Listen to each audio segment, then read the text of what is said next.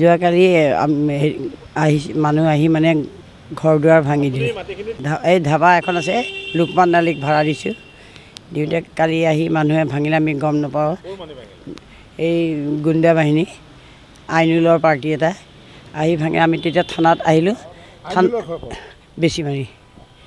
তাৰপিছত থানাত আহিলোঁ। থানাৰ মানুহে অচিয়ে ক'লে যে এতিয়া মানুহ নাই, গাড়ী নাই, বহুত দেৰিকৈ তেওঁলোকে পঠালে ভাঙি চাঙি যোৱাৰ পিছত।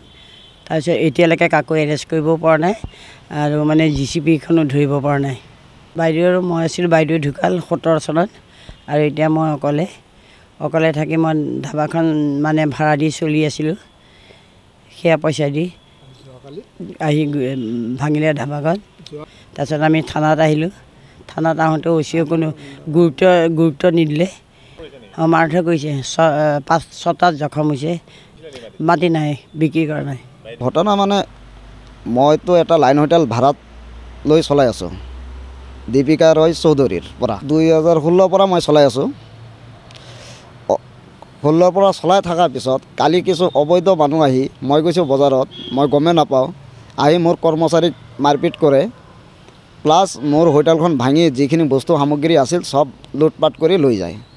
মই জানা মতনে গম পালোঁ আইনুল হক নামৰ মানুহজনে বোলে সি লগতে আছিল।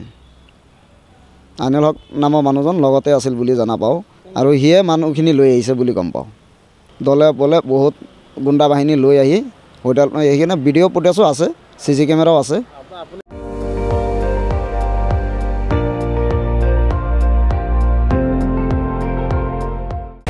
আপুনি চাই আছে ND24, সৰ্বশ্ৰেষ্ঠ নহয়, সৰ্বোত্তমৰ দৌৰত।